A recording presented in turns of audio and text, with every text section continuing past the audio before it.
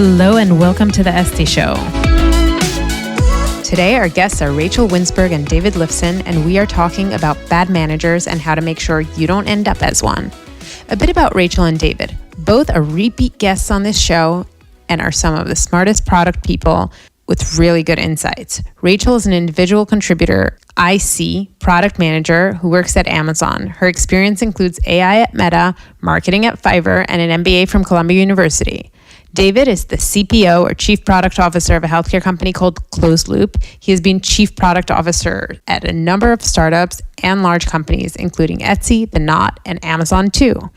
All opinions on the podcast are our own. Why are we talking about managers? Because management is the parenting of corporate.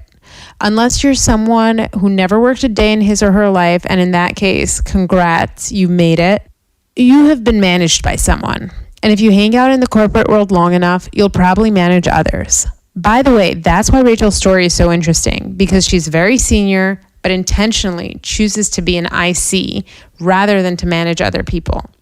Similar to a strong marriage, where when your relationship is strong, you have the right level of trust and respect, you can weather any storms together. And when the relationship is rocky, any tiny argument has the power to put you over the top and blow things up. So too, a strong manager-employee relationship can be the difference between loving what you do every day and taking on challenges and persevering and succeeding, and between walking on eggshells, doing work that leads nowhere, and feeling completely useless in your career and your life. Guys, we spend between 40 and 80 hours a week with the people who we work. That's a lot of time, and you want to surround yourself with people who bring out the best in you, and you want to be one of those people who others want to surround themselves with. Now, I want to add two caveats. There are some people who are quote-unquote bad managers, but people would crawl over glass to work for them. And that's because the chance to participate in creating something great, in creating greatness. I'm thinking of Elon Musk and Steve Jobs as examples.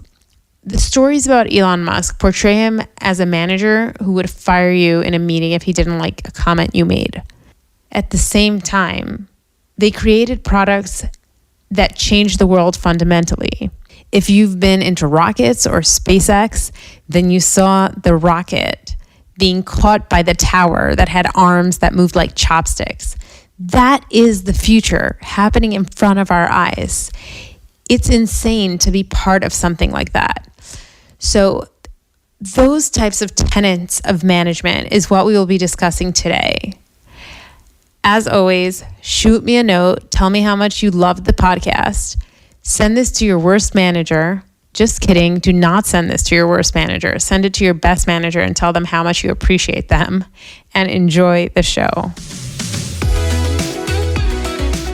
I am so excited to welcome Rachel and David to the show. But I just want to say excited is a bit of a weak word for me because I use it all the time. So this is levels above excited. We've had Rachel on this show for one of the most popular AI episodes, and she had competition. I mean, even my husband, and he's up there, but Rachel is something else. And then David is a return guest speaking about corporate jargon. That was a funny one. So go back and listen. But today we came together to discuss bad managers or good managers to make it productive. We'll talk about good managers. And Rachel, I don't know about you, but David prepared because he has a newsletter, and his newsletter this morning was how to be a good manager. So I was like, okay, at least we know someone prepared. But without further ado, let's give the ground floor. Rachel, I'd love to start with you. Hey, so excited to be here again. I'll keep my intro short. I have about 15 years of tech experience as a product manager, both as an individual contributor and as a people manager.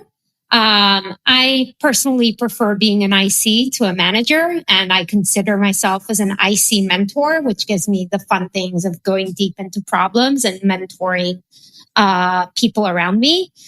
Currently, I am a principal product manager at Amazon, but my experience has a combination of startups and big companies.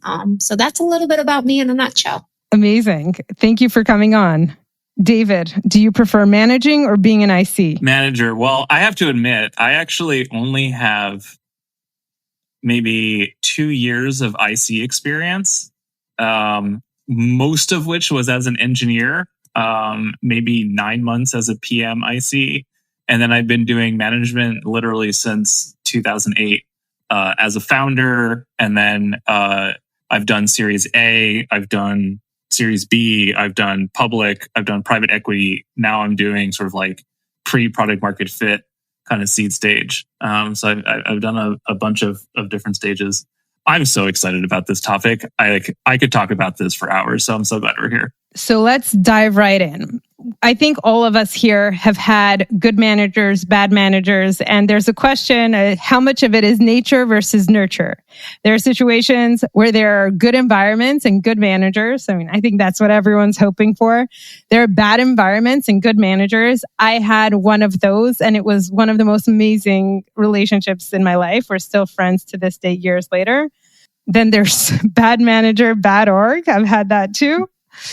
And bad manager, good org. I actually don't think I've ever had that, because I think a good org makes sure the managers aren't bad. But handing it over to you, what are your thoughts? Where should a person look to be? And if a person is looking for a good manager, how do those factors play in? So in terms of what I look for in a manager, like what I look for, I think is going to be unique to me because of I have, the personality and emotional profile and trauma history and everything else, that's unique to me. That's going to be different than other people. So what makes a great manager for me is not necessarily what makes a great manager for someone else. For me specifically, I need a lot of autonomy. I need to understand the why. I need to believe in the decisions that we're making. And so I do really poorly when someone cuts me out, when I feel I'm being asked to take orders, especially ones that I don't understand. So I want a manager where, it's conversational, where they take me seriously, where they ask me, what do you think? I've worked with executives where I've never once heard them say, what do you think? And it drives me insane. I get triggered right now just thinking about it. So it's helpful to kind of know yourself when you're trying to figure out what kind of manager is best for you. I can add to that actually. And I think, Esty, when you had your episode about the reference calls, I was thinking about it that a pretty good way of finding a good manager is doing the behind the back reference call and trying to understand what are their team saying, especially somebody who's recently left their team. That's a pretty good thing. And there's nothing wrong with people leaving teams. I also think that seeing an org that has very high churn, or a company that has very high churn and people are just leaving, that might be an indication that something is a bit off with management. I have found that understanding how managers are open to upward feedback or not open to upward feedback is a pretty good indication of their ability to grow. So I think that's one thing. And I think another thing when I'm thinking about the two best managers I've had is that they were able to help me grow and they were invested in my success. If I'm thinking about it, earlier in my career without breaking me in the process and without hurting my confidence. Okay, there's a ton here. Rachel, I just want to follow up to explain, because I've worked mostly in small companies and upward feedback to managers was not a thing. And if it was a thing, it was fake. It was like, tell us what you think in this anonymous survey. And then you're walked out in handcuffs. So tell us a bit about cultures where you are actually expected to give your managers feedback. I'm pretty sure that big tech has that ingrained. And I have seen that at Meta. I'm too new for Amazon to see that, but a big piece would be giving upward feedback. I've seen organizations, startups that I was a part of, that I was able to speak my mind. Obviously, you need to know how and you need to build some credibility first. But I've also seen an organization, a startup that I was at. I saw a lot of people churn and I was talking to the CEO and saying, how are we going about collecting upward feedback? We're losing really great talent. And the CEO said, yes, we should absolutely do that. I follow up on it a few weeks later. Yeah, we need to think about how we're going to do that. I follow up a few weeks later, a few other top talent engineers left. And then he's like, yeah, we're not going to do that. So I have a question for you. What's worse? David brought up a situation where he was never asked, what do you think? And in a way, yes, it's a slap in the face, but then at least you know they don't give a shit about what you think. In the situation Rachel just described, it sounds like the CEO also doesn't give a shit about what she thinks, but pretends like they do. And I've been in situations where managers were like, no, we really care. What do you think? Blah, blah, blah. And you spend hours building out cases, putting together presentations, and like there's no one to talk to. The decision was made from day one anyways. What's worse? It depends. I think I prefer the upfront because then it saves cycles and you know what you're dealing with, right? Facing a reality that you don't like, you have, I think, two options. You can try changing the reality, which you do through upwards feedback, or you can change your approach or yourself, right? These are your two options. So at least you've ruled out one and you can try the other. And I'm not saying which one needs to go first. So I think at least when it's direct, it's better. And I think there's also an interesting point when you are in such an environment, how do you make your opinion heard? And I'm pretty sure that Dave didn't just not voice his opinion. But I think what ends up happening when you're motivated, you're capable, and your feedback isn't being taken into account, right? That's probably going to lead to a lot of frustration. Dave, do you want to respond to that? Well, for me, I highly value collaboration. And that's the relationship with my managers, the relationship with my peers, or with my direct reports. If I can feel that you're interested in working with me and that I have the opportunity to impact you, like it doesn't have to go my way. You know, like my boss has every right to say, I disagree with you and we're going to do the other thing instead. But if that relationship is collaborative and I have the opportunity to change their mind, that's what I'm looking for. And that's what fuels me and makes me give a shit.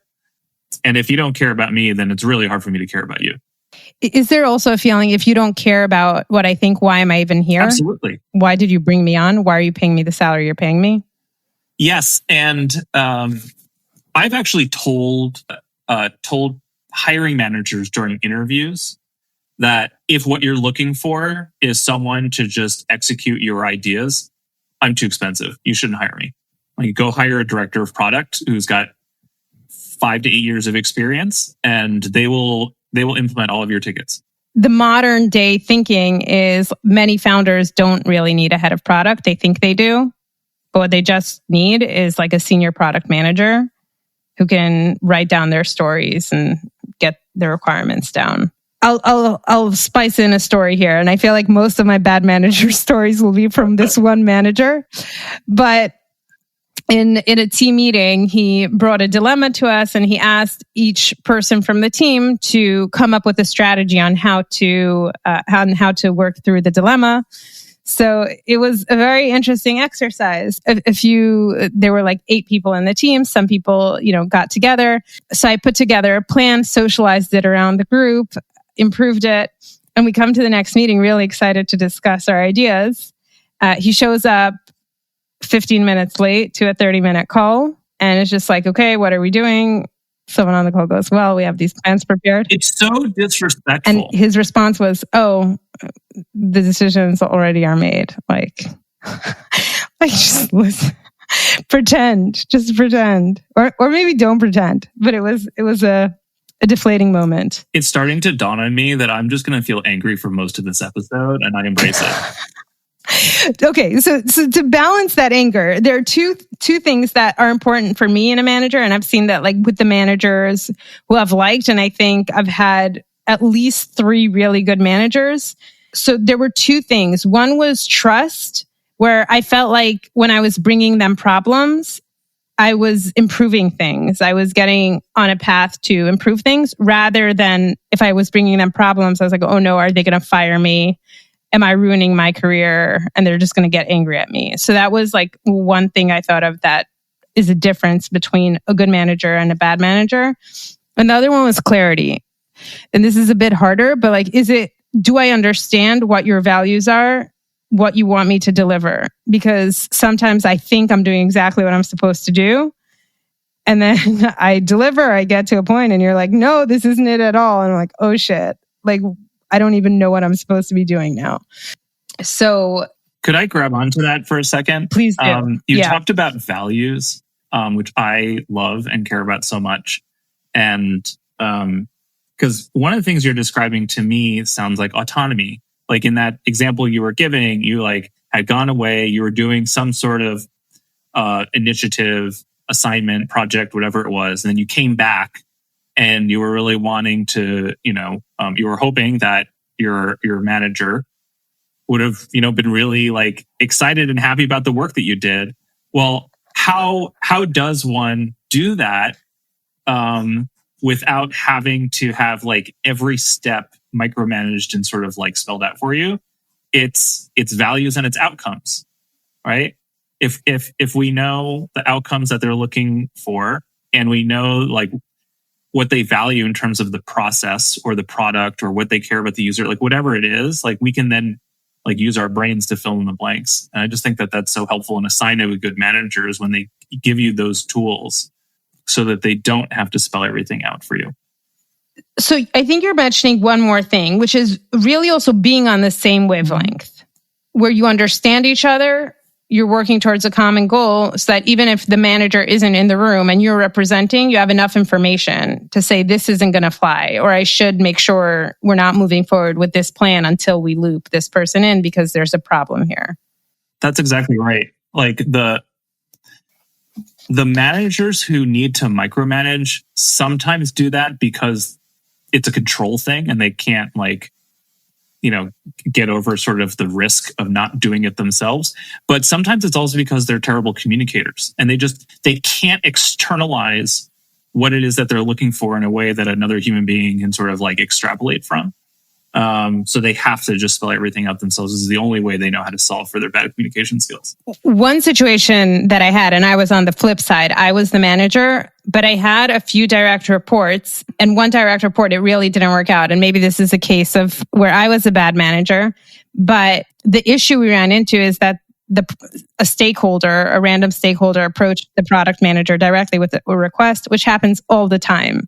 And the product manager had to prioritize. The problem was that the request was really problematic. Like it ended up blindsiding the customer and charging them for money without them realizing it. So when I found out about it, I was like, I need your alerts to go off. I need you to loop me in when something like that happens. I want you to feel empowered to make decisions and prioritize your roadmap. But if there's conflict, like that's when I step in and I start fighting on our behalf. On the flip side, there was a product manager where there were similar issues from the same stakeholder, by the way. And we ended up, going to bat to make sure that we don't implement something that's problematic to the customer. Do you have thoughts on, like, as a manager, how I could have improved that relationship? That person who reported to me ended up like asking to be switched to a different manager, essentially. I think there's an element of picking battles and how much you're willing to lose, meaning you need to let your direct reports fail sometime so that they learn, and that sometimes that has to happen. And asking about when they alert you and things like that is a part of it. It's part of figuring out the relationship, right? When everything is great, it's really easy to be a good manager. But the question is, what happens when things go tough?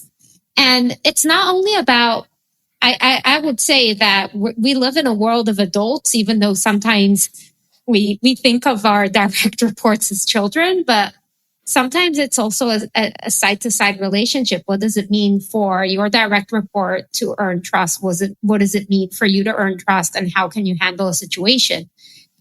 Out of one incident, it's hard to say good manager or bad manager. The question is, how do you, as a manager, how do you create an environment of safety where they reach to you when something's going wrong and that they know how bad something needs to be before they reach out to you. In that scenario that you're describing, it may very well be that they didn't even know something was wrong before you flagged it to them.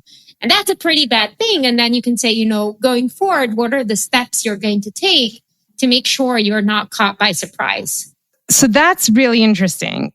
A question of like, as a manager, how do you ensure that your direct reports feel safe? And I'll also flip the question the other way. As someone who's reporting to a manager, is there anything you can do to make the relationship more trusting? I think at least early on, over communicate. Loop on everything. And then like as the direct report, loop on everything. And then as the manager, you then need to say, communicate less or communicate more and kind of like build that.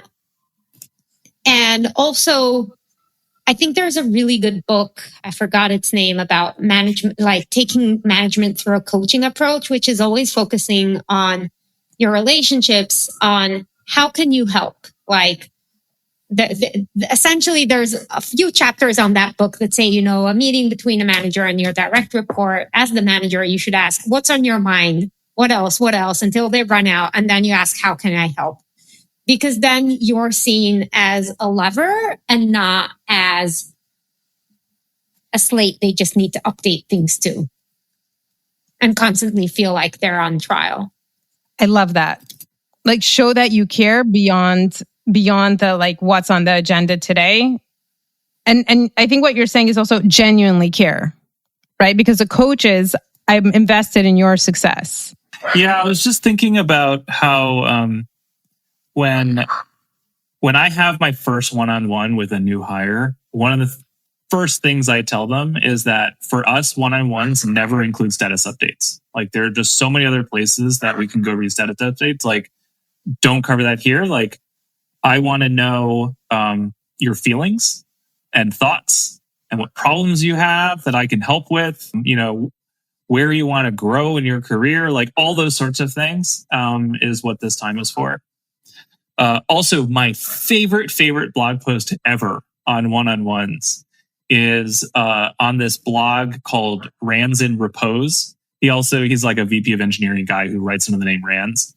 Rachel, do you know him? No, I don't know him personally. I feel like Rachel knows everyone. I feel like I'm curious to see where this is going. Like, I feel like just like my cats, my ears are pointed. Oh, well, okay. So he also wrote a book called Managing Humans, which is excellent. But he has one blog post in particular that's like from 2010 or something like that, called The Update, the Vent, and the Disaster. And it talks about the three kinds of one-on-ones that you might have with one of your direct reports. And how, as a manager, it's important to identify whether you're about to have an update, event, or disaster, and then how to respond in those moments. It's excellent. What's better? Less frequent one-on-one communication and more communication in teams, or very frequent and shorter one-on-one communications, like a 5-minute touch base before a meeting, a 2-minute touch base after a meeting, and then maybe shorter one-on-one and less one-on-one interactions of dedicated time? I think more is more. Like I wouldn't choose. So like when we were talking about psychological safety a few minutes ago, like for me, part of psychological safety is my team doesn't ever have to guess what I'm thinking and feeling because they know that I will let them know. And so they never feel like they're having to like, I don't know, read my mind or like practice what they're going to like, how the meeting's going to go. Like, I feel like we have done that with executives where we're having the meeting before the meeting to make sure that the meeting goes well. Like what a colossal waste of everyone's time that has everything to do with just like bad communication and bad management and has really probably nothing to do with the substance. We used to have an hour-long meeting on Fridays, every second Friday, to prepare for a meeting on Monday where we presented for 15 minutes. I feel like this is also an element of large organizations where upward management and like I will speak on behalf of the VPs. And especially in large companies, one, they have so much stuff they need to go through. So if you are aligned and come in and just give an aligned point of view, it's easier for them to make a decision and unblock you. And if they need to fight for you, and that means maybe butting head with another VP, it just makes their lives easier. I understand how it can feel like a colossal waste of time, but I can also see how it can make the discussion more meaningful. And I often think that these preparations are actually crystallizing your train of thought. It's never pleasant, but I will speak to that point that I do think that like these iterations that we do in preparation for upward communication, it feels like a waste of time, but I actually think it helps create like clarity of thinking and unblock your senior levels that you're managing up to in terms of being able to make decisions quicker. That's very interesting. And I think inner team alignment, that's another thing it helps with, because you might have an update and that's just for your little, tech feature, whatever.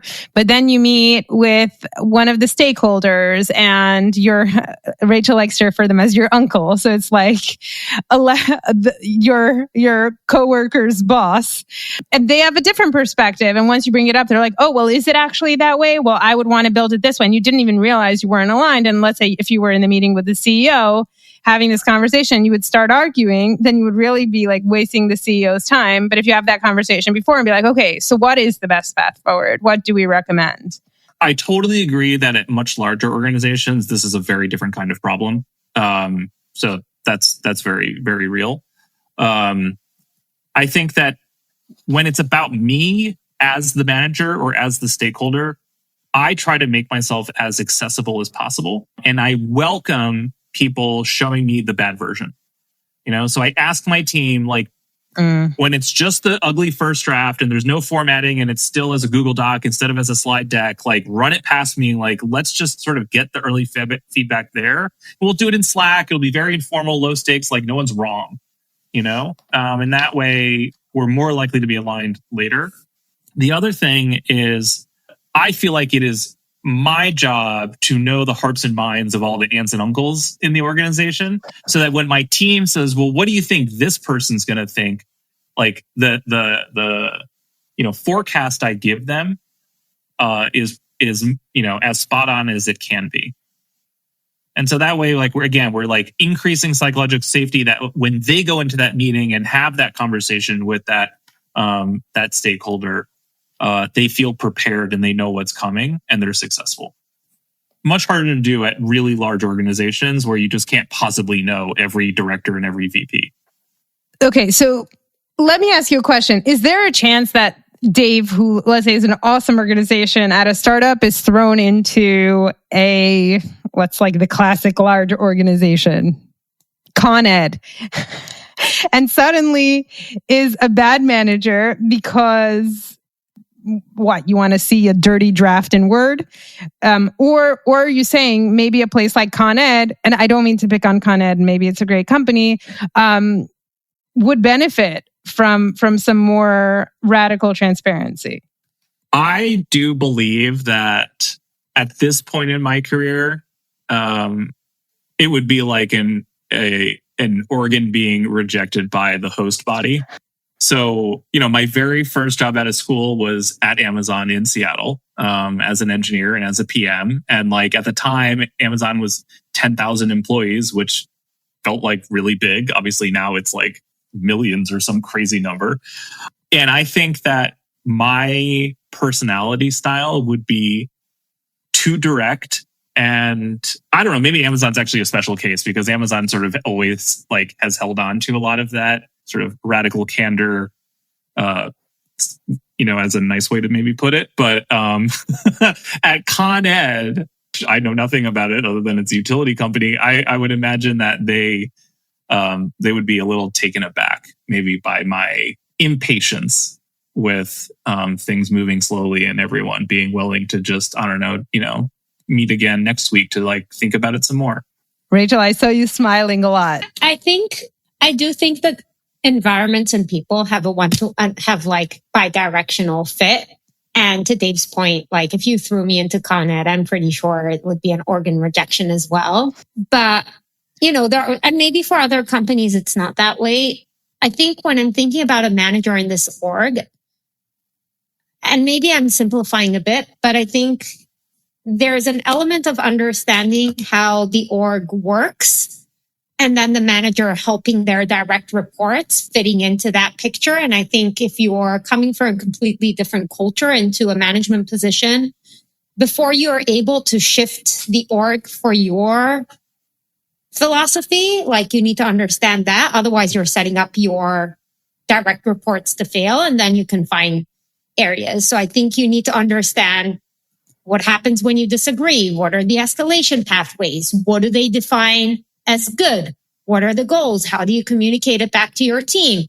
Is the team motivated? Is the team healthy? There are so many factors to consider that I think in general, I think it's much harder to be onboarded as a manager relative to as an IC in a big org, just because a manager is responsible for so many people's outputs, and really understanding organizations and how they operate is really important for the sanity of your team. Because otherwise you could be giving them very different feedback to what they need. And it's not because you're not a good manager, it's because you haven't figured out how that organization works yet. Could I add one thing about this? I feel like one thing that might be helpful for us to talk about and see if we agree is like, what's the purpose of a manager? Like, what is the value? How do you define success? Like, let's go BPMs about this. Like, what do you guys think is the purpose and value of a manager? I could take a stab. Do you like how I'm asking the questions? Yeah, I love it. On the spot. To be the mother or the father of the org. What do I mean by that? And maybe mother or father isn't good, because like when a kid is small, there's no expectation that the kid does anything. The parent has to do things. But if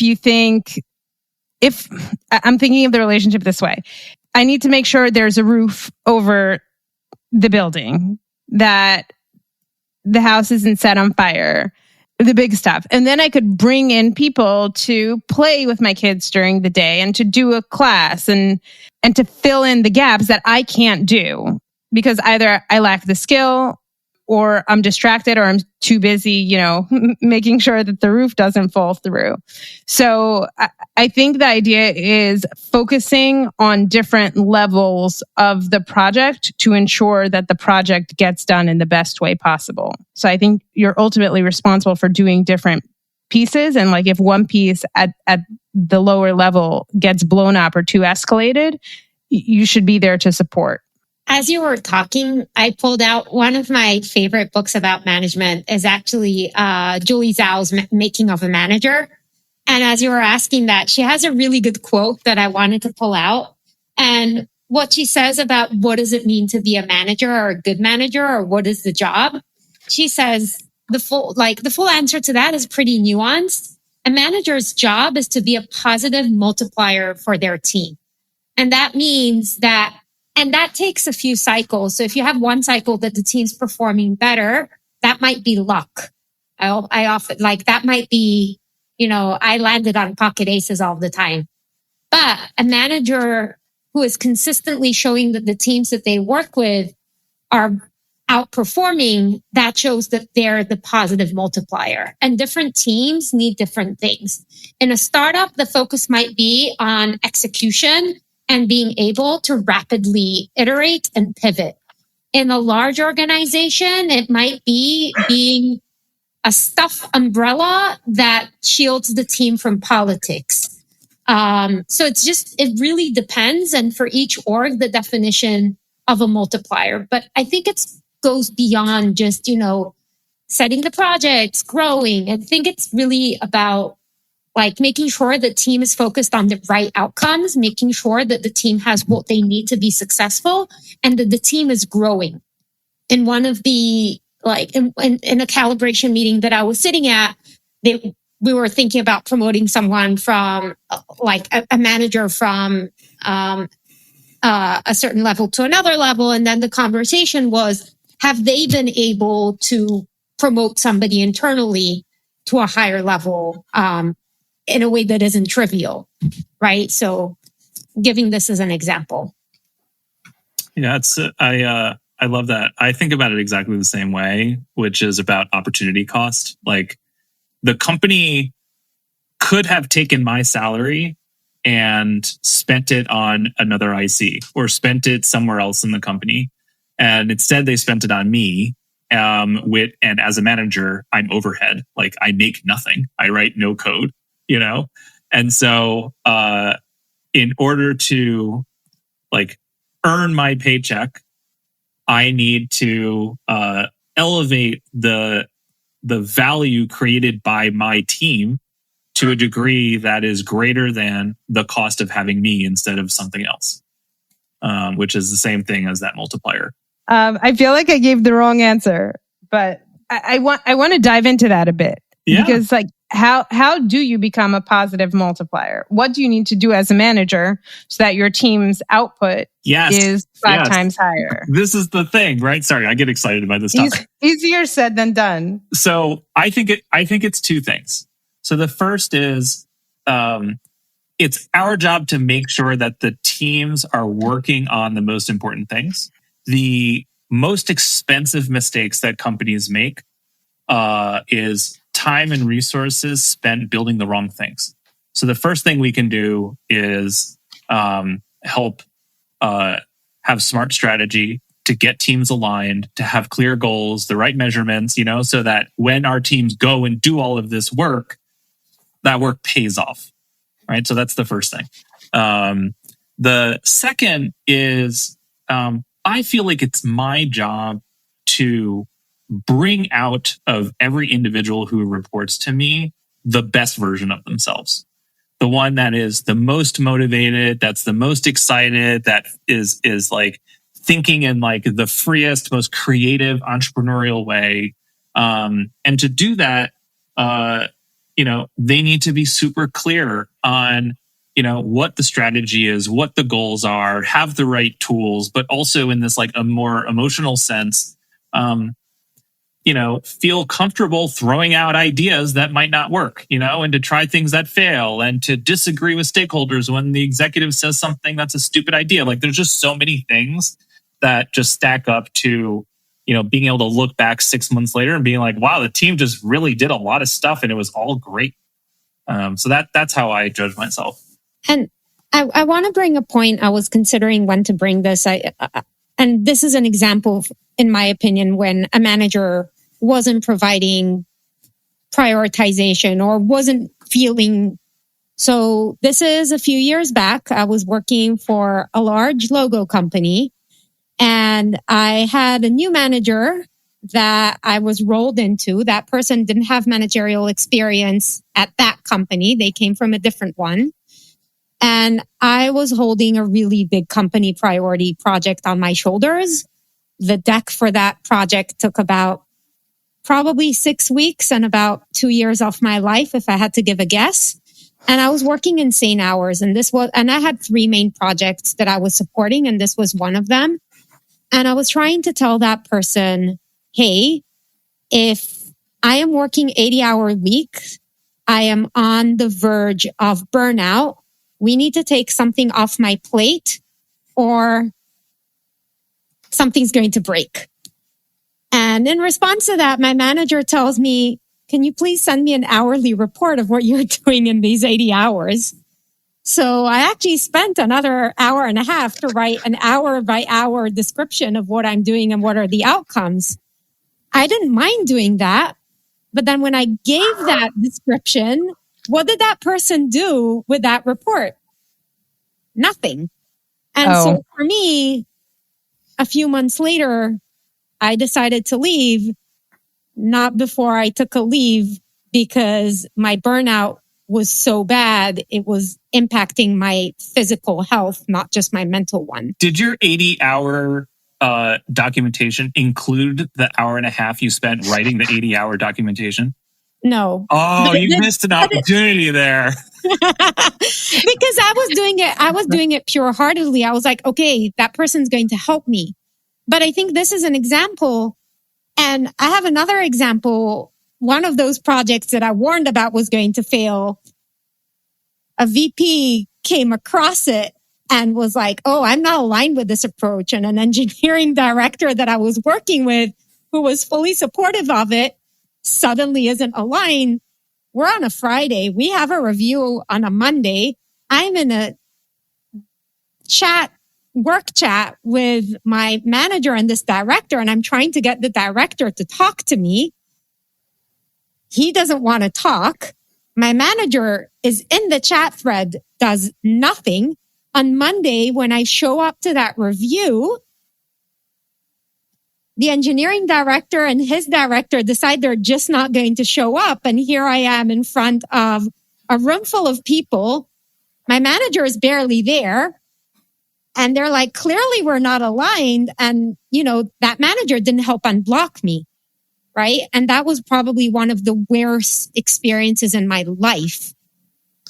I have that ingrained in my brain so much because I worked so hard to try and get alignment, and I worked so hard to try and provide approaches and updates, which I thought were being read because people liked the posts that I put inside the updates post that I put. But this is an example of a manager who wasn't a multiplier. They were absent. I would try saying something to them on Slack. There could be days that I wouldn't be responded to. And you're talking about, I was at that point already a principal product manager. I wasn't, a senior or a junior. Like, these are the people you want to be paying attention to. And in a different org, this is right after I had one of my best managers, I was able to solve a really, really complicated problem with my manager barely being involved in it. But that manager, who was amazing, just set me up with the initial framework and understanding who are the stakeholders I need to communicate to and how. And then they were able to take a step back and let me run the show and let me tell them, how can you unblock me? How can you help me? These are the things I need.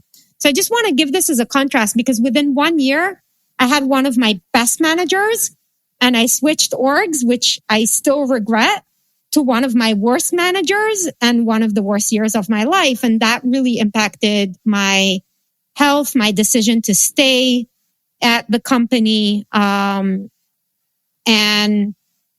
that manager ended up not staying. They were impacted by one of the rounds of layoffs. And I don't know, I gave pretty detailed negative feedback on that person. I don't know. So that's my story of a bad one. That's the worst I had. So speaking of managers who multiply weight, multiply the output, that manager specifically sounds like a dead weight manager. I think so. I think there was a lot of bells and whistles when that person joined, but I don't know how much value they actually added. David, do you want to respond to that? I feel so sad for you. I am so sorry. You did not deserve that. That's awful. You were betrayed. Like, you needed someone to stand up for you and help fix this for you because it was beyond your ability to fix on your own. And instead, they totally abandoned you and just let you get just, I don't know, like, to have to go into that meeting which is such a vulnerable place to be, and then have all these executives just look at you as if you're incompetent, because the misalignment is so clear. That sucks. I'm so sorry. I think also it wasn't just the manager who betrayed you. It was also the engineering partner and director. Yeah. And product managers know those relationships are sacred. So to know you're going into something together and you're aligned, and then suddenly someone, even worse than like not aligned, just backs out because someone else made a comment. And then you realize you're on your own, hung out to dry. I would have thrown things against a wall. Yeah. No, in my case, I just had a lot of physical symptoms that included no sleep, hair falling out my hair, lots of crying, because it really impacted my mental health. And that it made me very sensitive going forward to team health, how the team is doing. And I learned a lot from that experience. It was also interesting because I wasn't impacted by the layoff. And that same engineering director later on was really sad to see me go because I had a lot of motivations and I was willing to eat a lot of stuff. But I think that was if I had to put a point in time that was my breaking point, it was that. It's like a definitive one. I mean, people always talk about how people join companies and leave managers. What happened for you? For sure. One thing you said that I want to touch on, and maybe we'll end there. And if you have any stories, maybe feed them in. But you mentioned that this deadweight manager came from no previous managerial experience at that company. And in one of the books, I'm forgetting which one, I think it's Good to Great, but he talks about companies that take people who are performing really well as ICs, and they say, oh, to reward you, we'll make you a manager. And in reality, those are two different jobs completely.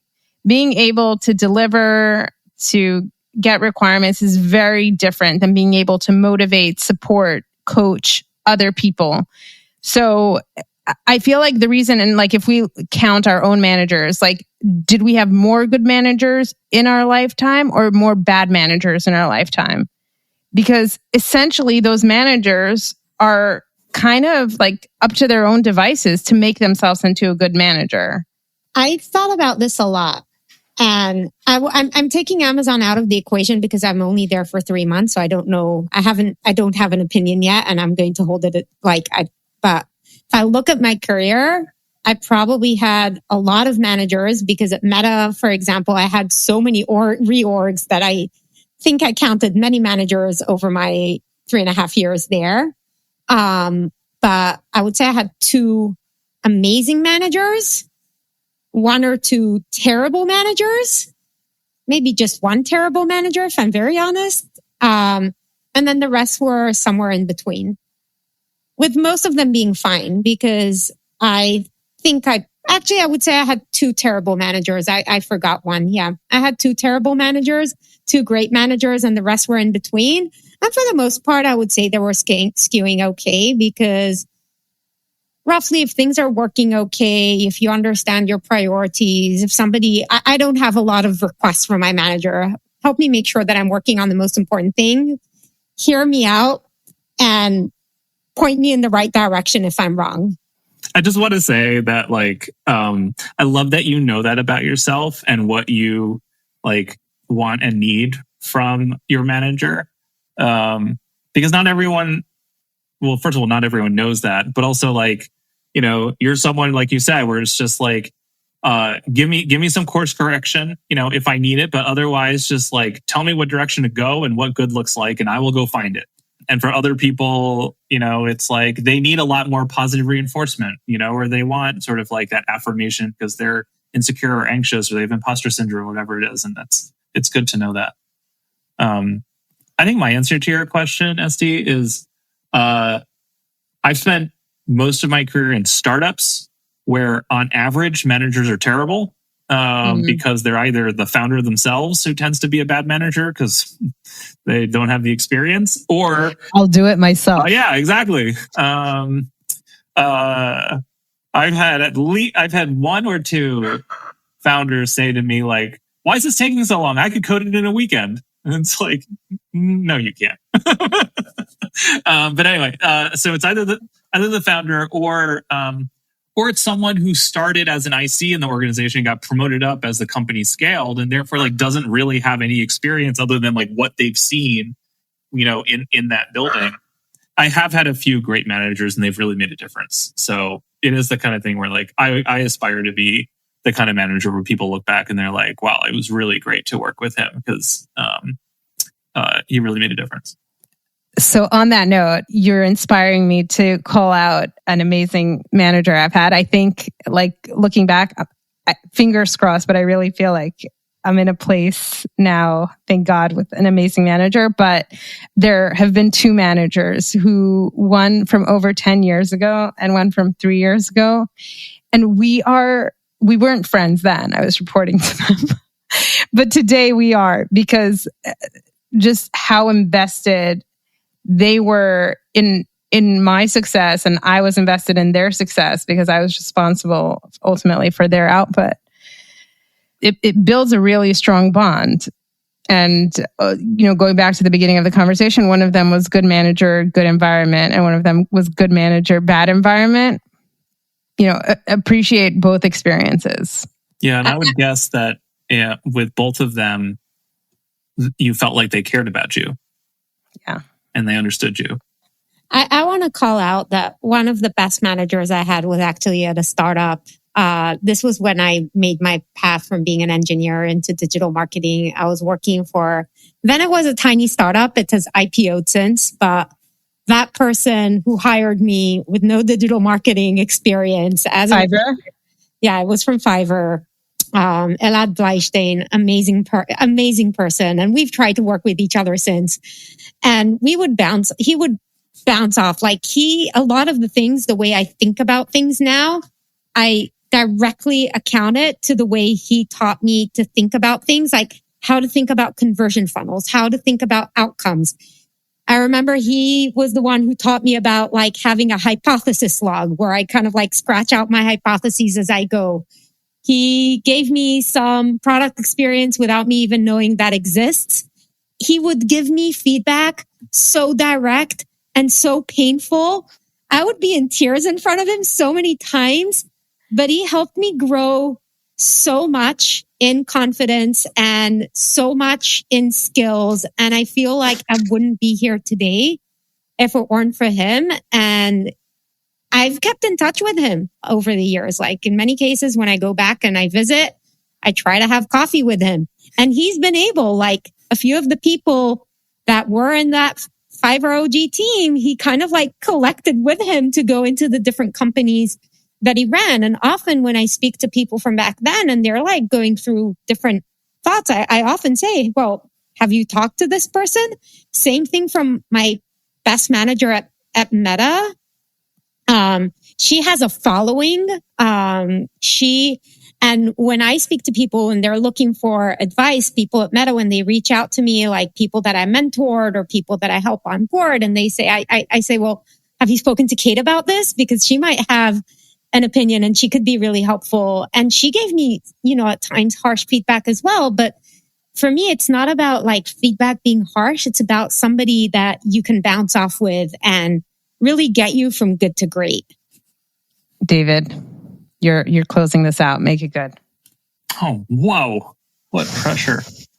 It's funny. There's founders will sometimes have this delusion that it is a heavenly sent privilege for you to work with them at their company. You should feel so lucky. It's not, not only do you get a paycheck, but you get this opportunity. And in return, they get to treat you like trash, and somehow that's okay. And what I mean by that is they expect 60, 80 hours a week. They expect you to answer their phone calls on Saturday night. They all this kind of crazy turnaround time, crunch time stuff, week after week after week. And yet when it comes time to cut costs, for them, it's always a business decision, right? It's a total one-way street when it comes to this loyalty. And I think people get that now. And there is this unfortunate trend, in my opinion, of, well, first of all, not only Paul Graham's bonkers sort of founders mode concept, which we didn't have time to talk about, but also just this idea of flattening organizations and removing middle managers. And I can understand removing middle managers who don't add that extra value, that multiplier. Can you just give a second on Paul Graham's piece? Because for people who don't know, I'm sure. Assuming it's the Brian Chesky one. Yeah, no problem. So Paul Graham is an investor. He was an entrepreneur. He made a bunch of money selling some very early startups, and then founded Y Combinator with his wife and several other people, and is a very, very successful early stage investor. And so he was hosting a conference, and then the founder of Airbnb came in and gave this talk called Founder Mode, and then Paul Graham wrote it up and published it as a blog post. And the idea of Founder Mode is that as startup tech companies have scaled, they have brought in sort of professional middle management And that has led to the demise of these companies because now they are filled with slow bureaucrats who don't care about hustling and creating value. They just care about themselves and their careers. And so the way to sort of solve this problem is founder mode, which is where the founder gets to come in and pretend they are Steve Jobs and micromanage everything. And it's insane. I feel like I'll just add that it makes sense to write an article in a time like this when the economy is going to shit. Yeah, sure. Right. You can maybe persuade all of your investments to cut some costs. And I believe that there are a lot of middle managers out there who don't add a ton of value, but the ones who do are the reason why good people stay. And if you don't have those managers, your good people will leave and go find where those good managers live and work for them. And that's a real asset that's just hard to quantify on a balance sheet. Ladies and gents, thank you so much. This was, I came away with so many notes. I feel like we only scratched the surface on some of the topics. So maybe we'll do a follow-up, or maybe we'll do another topic based on the feedback. But Dave, I hope this wasn't too traumatic for you. You mentioned the PTSD at the beginning, but thank you. My pleasure. Esty, thank you. If you've gotten this far, thank you for listening to another one of my episodes. Remember to follow The Esty Show on whichever platform you use to listen to podcasts. If you have any feedback, questions, or just want to share your own experiences, don't be shy. Hit me up on LinkedIn or email. That's esty.podcast@gmail.com. I'm all ears. Until next time, stay curious, stay bold, and never stop learning.